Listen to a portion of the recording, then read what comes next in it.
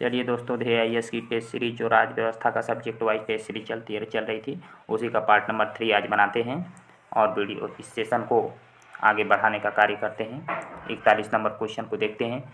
निम्न में से किस मामले में सर्वोच्च न्यायालय ने व्यवस्था दी कि मौलिक अधिकारों को लोकोत्तर तथा अपरिवर्तनीय स्थान प्राप्त है? तो इसका आंसर हो जाएगा गोलकनाथ मामला, सी वाला हो जाएगा। अगले क्वेश्चन पर चलते हैं।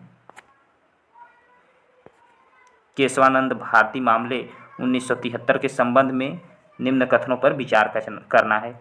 इस मामले में सर्वोच्च न्यायालय ने व्यवस्था दी कि संसद मौलिक अधिकारों को सीमित कर सकती है अथवा किसी अधिकार को वापस ले सकती है। दूसरा स्टेटमेंट है, सर्वोच्च न्यायालय ने एक नया सिद्धांत संविधान की मूल संरचना का दिया। तो इसमें से आंसर देखेंगे, विकल्प सारे दिखाई दे रहे हैं, इसलिए इसमें से जो आंसर है बी वाला यानी दूसरा स्टेटमेंट सही है जो कहा गया है।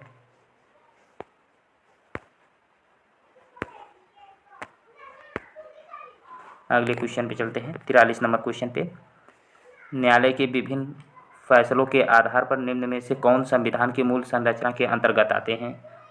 संविधान की सर्वोच्चता, संविधान का संघीय स्वरूप, न्यायिक समीक्षा, स्वतंत्र और निष्पक्ष चुनाव। तो इसमें से सही कूट बताना है, कूट के हिसाब से आंसर देना है। तो 43 का जो है डी वाला यही आंसर सही हो जाएगा। अगले क्वेश्चन पे चलते हैं। 44 नंबर आज का क्वेश्चन देखेंगे। कानून के समक्ष समानता, ऑप्शन ए सोवियत संविधान का प्रभाव, ऑप्शन बी अमेरिका संविधान से लिया गया है, बी सी वाला ऑप्शन देखेंगे ब्रिटिश सामान्य विधि की देन है।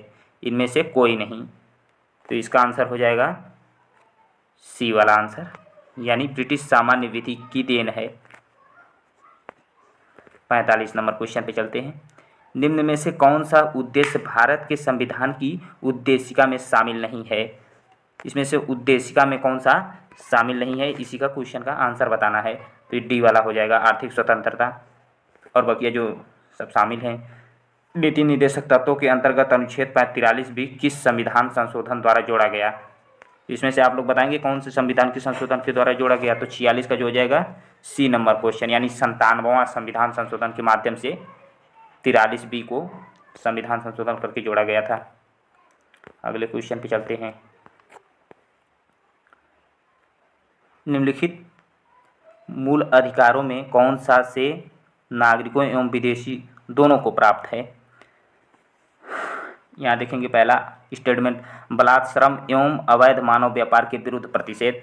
दूसरा स्टेटमेंट, अल्पसंख्यकों को अपने धर्म के प्रसार हेतु शिक्षण संस्थाओं की स्थापना का अधिकार। तीसरा देखेंगे, प्राण एवं दैहिक स्वतंत्रता का संरक्षण। ऑप्शन कूट के माध्यम से इसका आंसर बताना है। तो पहला देखेंगे 1 और 3 और 2 और 3, सी वाला देखेंगे 1 और 2, डी में आंसर दिया है उपरोक्त सभी। तो इसका आंसर जो हो जाएगा 1 और 3, यानी पहला सही हो जाएगा। अगले क्वेश्चन पे चलते हैं। निम्न युग्मों में से कौन सा सही सुमेलित है, यही बताना है। 48 वाले क्वेश्चन में कौन सा सही सुमेलित है, यही बताना है। तो इसमें से देखेंगे, आप लोगों को टोटल मैं सुमेलित करके ही दिखा देता हूँ। इसको पहले सही कर लेता हूँ। सेवाओं पर कर प्रबंधन, सेवाओं पर जो कर का प्रबंधन है, ये 88वां यानी यही वाला सही सुमेलित है। अनुसूचित जाति आयोग का गठन जो है 89वां संविधान, अनुसूचित जाति आयोग का गठन जो है 89वां संविधान संशोधन के माध्यम से है। इसका हो जाएगा, इसमें नहीं दिया हुआ है तो मैं यहाँ लिख देता हूँ।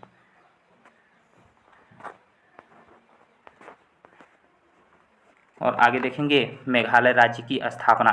तो मेघालय राज्य की स्थापना जो है 72वां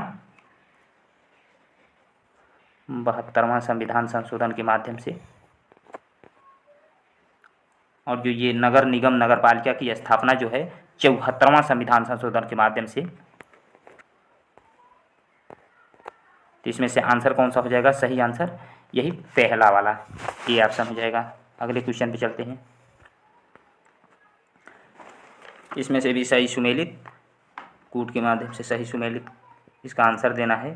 तो देखेंगे विधि द्वारा स्थापित प्रक्रिया जो है जापान से ली गई है। यानी ए का 2 हो जाएगा। और संसद की संयुक्त बैठक जो है ऑस्ट्रेलिया से है। और प्रस्तावना में न्याय का आदर्श जो है सोवियत संघ से है, इसका आयरलैंड से हो जाएगा।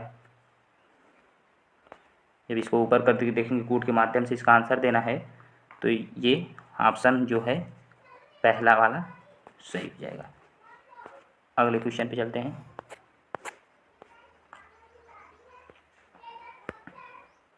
भारतीय संविधान के अनुच्छेद 20 की धारा 2 के अंतर्गत दोहरे दंड का अर्थ है कि कोई व्यक्ति, ऑप्शन ए देखेंगे, न्यायालय से दोष सिद्ध होने पर उसी अपराध के लिए विभागीय कार्यवाही पर दंडित नहीं किया जा सकता।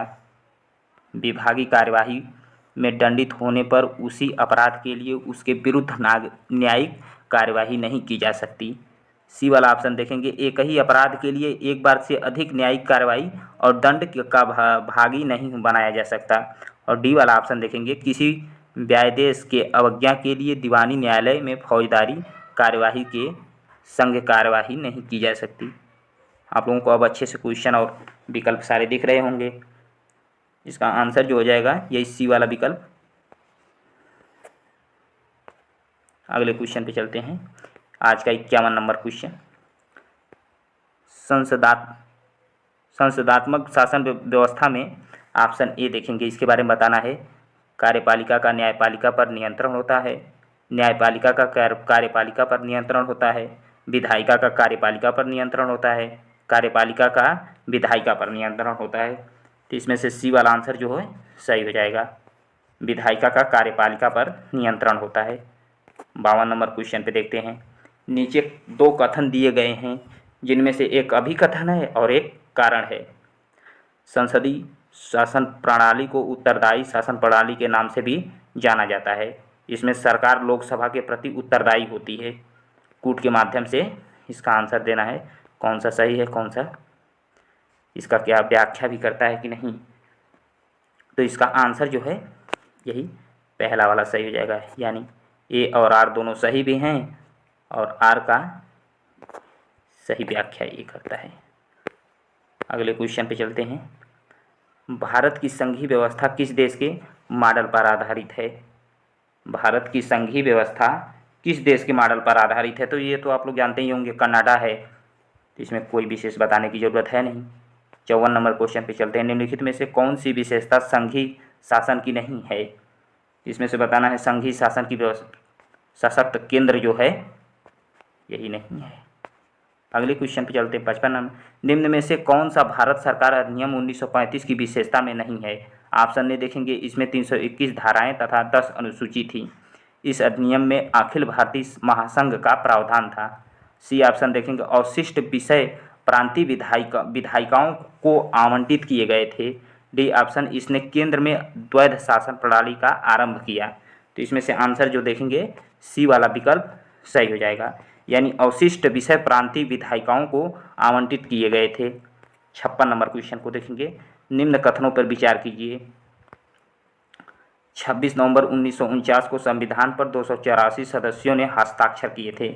1949 को संविधान को लागू करने के बाद प्रस्तावना को लागू किया गया।